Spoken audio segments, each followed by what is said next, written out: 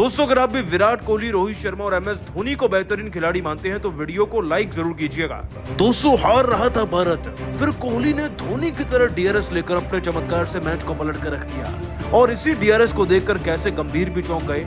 आपको इस DRS का पूरा वीडियो दिखाएंगे, लेकिन उससे पहले आप सभी का क्या मानना है, कोहली और धोनी में बेहतर कौन है, नीचे कमेंट कीजिएगा। दोस्तों भारत और साउथ अफ्रीका की टीम के बीच में सीरीज का पहला टेस्ट मैच अब बहुत ज्यादा रोमांचक हो चुका है। आपकी जानकारी के लिए बता दें कि पहला दिन का खेल भले ही हमारा नहीं था, लेकिन दूसरे दिन के खेल में भी ना अफ्रीका के नाम ही शुरुआती दौर में बाजी रही। दोस्तों बल्लेबाजी में हमारी टीम की तरफ से आंकड़े तो केवल KL राहुल के ही थे। उनके 101 रन टीम की इज्जत को बचाते हुए 245 तक ले गए। उल्टा दोस्तों अफ्रीका की टीम के अर्ली विकेट्स लेने की बजाय हमारे गेंदबाजों ने बस एक विकेट लेकर सारी उम्मीदें ही छोड़ दी थी मानो जैसे। और दोस्तों आपको बता दें कि केवल एक खिलाड़ी ने फिर साउथ अफ्रीका की तरफ से मैच को पलटा भी।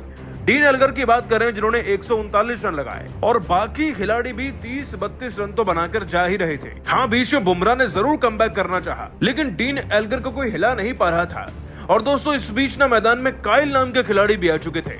वैसे तो ये धाकड़ बल्लेबाज और विकेट कीपर भी, और अगर डीन एल्गर इनके साथ मिलकर पार्टनरशिप बनाते ना तो पॉसिबल था कि वो 200 या उससे भी ज्यादा रन अकेले बना जाते। और दोस्तों इसी बीच ना एक ऐसा वाक्य होता है जब विराट कोहली इस पार्टनरशिप के बनने के सपने को ही तोड़ कर रख देते हैं। दोस्तों आपको बता दें कि पूरा वाक्य पारी के 62वें ओवर का है। गेंदबाजी कर रहे थे दोस्तों प्रसिद्ध कृष्णा, और इस ओवर में कोई कुछ खास रन उनके खिलाफ लगा नहीं पाया था। तभी दोस्तों विराट कोहली प्रसिद्ध कृष्णा को एक इशारा करते हैं बैक ऑफ द लेंथ गेंद डालने का, और वो बिल्कुल वैसा ही करते हैं। आउटसाइड ऑफ स्टंप को टारगेट करते हुए दोस्तों प्रसिद्ध कृष्णा इस गेंद को डाल भी देते हैं। और ज्यादातर खिलाड़ी जैसे कि इस मैदान पर आउट हो रहे हैं कि वो अपने बल्ले का एज देकर विकेट कीपर को गैर समा दे रहे हैं। ठीक दोस्तों खिलाड़ी काइल के साथ भी कुछ ऐसा ही हुआ। काइल वरन के बल्ले पर गेंद लगकर दोस्तों सीधा चली गई KL राहुल के हाथों में, और वो कैच आउट हो ही गए थे क्योंकि भारतीय खिलाड़ियों ने तो अपील कर दी थी। लेकिन दोस्तों मैदानी अंपायर तो यहाँ भी भारत के खिलाफ ही अड़े रहे, जैसे कि वो डीन एल्गर के केस में अड़े हुए थे। लेकिन दोस्तों विराट कोहली के आगे किसी की नहीं चलती, और इस बार तो धोनी बनकर विराट कोहली ने फिर एक क्षण का वक्त नहीं लिया और सीधा धोनी के अंदाज में ना देखिए किस तरीके से DRS रिव्यू की मांग कर डाली। बस फिर क्या होना था, फैसला पहुंच गया सीढ़ियों से ऊपर, और थर्ड अंपायर ने जब इसका रिव्यू किया ना तो बड़े पर्दे पर देखा गया कि कोहली तो पूरी तरीके से सही है। और तब दोस्तों थर्ड अंपायर ने एक क्षण नहीं लिया कोहली के हक में फैसला सुनाने के लिए, और फिर मैदानी अंपायर को ना अपने कंधे और सर दोनों झुकाकर कोहली के हक में ही फैसले को सुनाना पड़ा। और दोस्तों कोहली के इसी DRS को देख करना आज तो मैदान में गौतम गंभीर भी उनकी तारीफ करते नहीं थके। इनफैक्ट गौतम गंभीर ने तो ये तक कह डाला कि कोहली में धोनी की कई सारी खूबियां हैं जिसके दम पर भारत जीतता है। दोस्तों वाकई में कोहली का DRS कमाल का था। आप उसे 10 में से कितने नंबर देंगे, नीचे कमेंट कीजिएगा। दोस्तों राहुल के तूफानी शतक के बाद जसप्रीत बुमराह ने अपनी कातिलाना गेंदबाजी से अफ्रीका की धज्जियां उड़ाकर रख दी। तो आखिर कैसे टीम इंडिया और अफ्रीका के बीच खेले जा रहे दूसरे टेस्ट मैच के दूसरे दिन भी भारतीय टीम के आगे बेबस नजर आई अफ्रीका की टीम। राहुल के तूफानी शतक के बाद कैसे मोहम्मद सिराज और जसप्रीत बुमराह ने अपनी आग उगलती हुई गेंदबाजी से अफ्रीका को अभी से मैच से बाहर कर दिया, और गेंद और बल्ले के बीच हुए जबरदस्त घमासान में भारतीय टीम का लाजवाब प्रदर्शन। इस महामुकाबले की पूरी हाईलाइट सब कुछ हम आपको दिखाएंगे, लेकिन उससे पहले आप सभी को क्या लगता है कि बुमराह, राहुल और सिराज में कौन बन सकता है इस मुकाबले का man of the match? Comment करके बताइए। दोस्तों सेंचुरियन के सुपर स्पोर्ट्स पार्क स्टेडियम में पहले दिन पूरी तरीके से अफ्रीका के नाम हो सकता था, लेकिन KL राहुल के इरादे तो कुछ और ही थे। अफ्रीकी गेंदबाजों ने भारतीय बल्लेबाजों को बुरी तरीके से पीटा। केवल 105 रनों पर हमारे 5 बल्लेबाजों को ढेर कर दिया, लेकिन राहुल का तोड़ वो आखिरी दम तक नहीं निकाल पाए, और टीम इंडिया को ऑल आउट करने का मौका भी KL राहुल ने उन्हें नहीं दिया। अंत तक नाबाद रहते हुए राहुल ने 105 गेंदों पर 70 रनों की पारी खेल डाली। अपनी खूबसूरत पारी में उन्होंने 10 चौके तो वहीं 2 खौफनाक छक्कों से शानदार पारी खेली।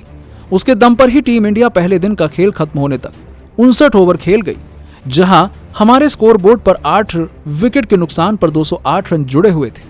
मोहम्मद सिराज 10 गेंद पर अपना खाता भी नहीं खोल पाए। इसके बाद अब दूसरे दिन इन दोनों खिलाड़ियों के कंधों पर भारतीय टीम को एक मजबूत और बड़े टोटल तक पहुंचाने की जिम्मेदारी थी। तो वहीं दूसरे दिन के खेल में KL राहुल अपने शतक को पूरा करने के इरादे से मैदान में उतरे। दूसरे दिन राहुल का बल्ला मैदान पर जमकर दहाड़ रहा था। वो धीरे धीरे अपने शतक की तरफ बढ़ रहे थे। अफ्रीकी गेंदबाजों की ताबड़तोड़ धुनाई कर रहे थे। अफ्रीकी गेंदबाज KL राहुल का विकेट लेने के लिए जी जान लगा रहे थे। राहुल को उन्होंने पूरी तरीके से बांधना चाहा, लेकिन केएल राहुल को ज्यादा देर तक रोक पाना अफ्रीकी गेंदबाजों के बस की बात नहीं थी। ये खिलाड़ी परिस्थितियां भांप चुका था और उन्होंने मैदान में उतरते ही आक्रामक रुख अपनाने का मन बनाया। अपने सामने आने वाले सभी गेंदबाजों को एक के बाद एक चौका जड़ते हुए केएल राहुल ने बहुत तेजी से भारतीय पारी को आगे बढ़ाना शुरू कर दिया। भारतीय टीम बहुत जल्द 37 रन जोड़ चुकी थी, लेकिन फिर भी टीम इंडिया को आज का पहला झटका मोहम्मद सिराज के रूप में लगा, जिन्हें गिराल्ड कोएट्जी ने पवेलियन भेजा। मोहम्मद सिराज 22 गेंदों पर 5 रन बनाकर वापस लौटे।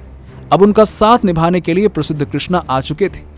अब राहुल के सामने कोई विकल्प नहीं था। राहुल अपने शतक के बेहद करीब थे और उन्होंने भी किसी को निराश नहीं किया। इसी ओवर की आखिरी गेंद पर उन्होंने कोएट्जी की गेंद पर छक्का लगाकर टेस्ट करियर का 8वां शतक पूरा किया और सेंचुरियन में 2 शतक लगाने वाले दुनिया के पहले विदेशी खिलाड़ी बन गए। हालांकि शतक पूरा करते ही ये बल्लेबाज भी अपने घुटने टेक बैठा और 137 गेंदों में 14 चौके और 4 छक्के की मदद से 101 रन बनाकर आउट हुए। उन्हें नांद्रे बर्गर ने क्लीन बोल्ड करके भारतीय टीम को समेट दिया। टीम इंडिया राहुल की बेहतरीन पारी की बदौलत 245 रन बना पाई और दक्षिण अफ्रीका के लिए कगिसो रबाडा ने सबसे ज्यादा 5 विकेट लिए। नांद्रे बर्गर को 3, मार्को यानसन और गिराल्ड कोएट्जी को 1-1 विकेट मिला। अफ्रीका की टीम तो बेहद खुश थी, लेकिन राहुल ने उनके चेहरे से मुस्कान छीन ली थी। टीम इंडिया को उन्होंने लड़ाई करने का मौका दे दिया था। अब बारी थी अफ्रीका की टीम को जबरदस्त शुरुआत दिलाने के लिए। उनकी टीम की तरफ से खतरनाक बल्लेबाज डीन एल्गर के साथ ईडन मार्करम की जोड़ी भारतीय टीम को मुंहतोड़ जवाब देने के इरादे से मैदान पर उतरी। दूसरी तरफ बुमराह और सिराज की जोड़ी ने अपनी लाजवाब गेंदबाजी से अफ्रीकी बल्लेबाजों पर चढ़ाई करनी शुरू कर दी, लेकिन ये दोनों बल्लेबाज भी किसी से कम नहीं है। मार्करम ने मोहम्मद सिराज के खिलाफ बेहतरीन चौका जड़कर अपने तेवर टीम इंडिया को दिखा दिए।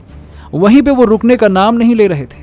उन्हें रंग बदलते देख एल्गर ने भी बुमराह को शानदार कवर ड्राइव से चौके के लिए मारकर बता दिया कि इस मुकाबले में हार नहीं मानेंगे। यहां तक कि दोनों गेंदबाजों ने एक के बाद एक नो बॉल भी कर दी। वो भी बिल्कुल रिदम में नजर नहीं आ रहे थे। ऐसा लग रहा था कि ये दोनों बल्लेबाज एक अच्छी ओपनिंग पार्टनरशिप बना डालेंगे, लेकिन ईंट का जवाब पत्थर से देते हुए मोहम्मद सिराज ने चौथे ओवर की 5वीं गेंद पर ईडन मार्करम को अपने जाल में फंसा लिया। सिराज की लहराती हुई गेंद का जवाब बल्लेबाज के पास नहीं था। इससे पहले कि मार्करम कुछ कर पाते, गेंद ने उनके बल्ले का बाहरी किनारा ले लिया और विकेट के पीछे राहुल ने कोई गलती नहीं की। उन्होंने मार्करम का आसान सा कैच लपककर अफ्रीका को पहला झटका दे दिया और टीम इंडिया को सबसे बड़ी सफलता दिला दी। जहां मार्करम 17 गेंदों पर 1 चौके की बदौलत 5 रन बनाकर वापस लौटे। उनके आउट होने के बाद अब मोर्चा संभालने के लिए मैदान में टोनी द जॉर्जी कदम रख चुके थे। उन्होंने भी आते ही मोहम्मद सिराज को चौका जड़कर अपना खाता खोला। बावजूद उसके भारतीय गेंदबाज पूरी तरीके से अफ्रीका पर हावी थे। यहां तक कि गेंद और बल्ले का संपर्क करने में भी दोनों बल्लेबाज नाकाम नजर आ रहे थे। हालांकि टीम इंडिया को उन्होंने कोई और सफलता हासिल नहीं होने दी। दिन का पहला सेशन खत्म होने तक अफ्रीका ने 16 ओवरों में 49 रन बनाए। उनका एक बल्लेबाज पवेलियन में था और वहीं पे भारतीय टीम पूरी तरीके से मैच में शिकंजा कसना चाहती थी, लेकिन ये दोनों खिलाड़ी अफ्रीका को मैच में वापस ला रहे थे। लंच के बाद वापस आते ही प्रसिद्ध कृष्णा ने पहले ओवर को मेडन निकाल दिया, लेकिन अगला ओवर करने आए शार्दुल ठाकुर को डीन एल्गर ने एक के बाद एक चौके जड़कर न केवल अपनी टीम को 58 रनों तक पहुंचाया, बल्कि भारतीय टीम के पसीने भी छुड़ाना शुरू कर दिए। 20 ओवरों में अफ्रीका ने 70 रन बना लिए। इन दोनों खिलाड़ियों के बीच अर्धशतकीय पार्टनरशिप हो चुकी थी। डीन एल्गर ने तो आक्रामक रुख अपना लिया था। देखते ही देखते शार्दुल ठाकुर की गेंद पर चीते की तरह दौड़कर उन्होंने केवल 69 गेंदों में ही 10 बेहतरीन चौकों की बदौलत अपना अर्धशतक पूरा कर लिया। उसके बाद भी रुकना क्या होता है, ये तो उन्होंने सीखा ही नहीं। रोहित शर्मा हैरान और परेशान थे। उन्हें समझ नहीं आ रहा था कि कैसे इन दोनों के बीच की पार्टनरशिप को तोड़ा जाए। देखते ही देखते अफ्रीका ने 100 रनों का आंकड़ा भी पार कर लिया। दोनों खिलाड़ियों के अद्भुत पार्टनरशिप को ब्रेक करने के लिए अब रोहित ने अपने सबसे बड़े हथियार जसप्रीत बुमराह को गेंदबाजी आक्रमण पर लगा दिया और उन्होंने भी रोहित को बिल्कुल निराश नहीं किया। टीम के लिए 29वां ओवर फेंकने के लिए आए जसप्रीत बुमराह ने अपने ओवर की अंतिम गेंद पर खतरनाक बल्लेबाजी कर रहे टोनी द जॉर्जी को जायसवाल के हाथों स्लिप में कैच पकड़वाकर पवेलियन का रास्ता दिखा दिया और टीम इंडिया को दूसरा विकेट दिला दिया और इस मैच में बेहतरीन वापसी करा दी। अफ्रीका को 108 रनों के स्कोर पर दूसरा झटका लग गया।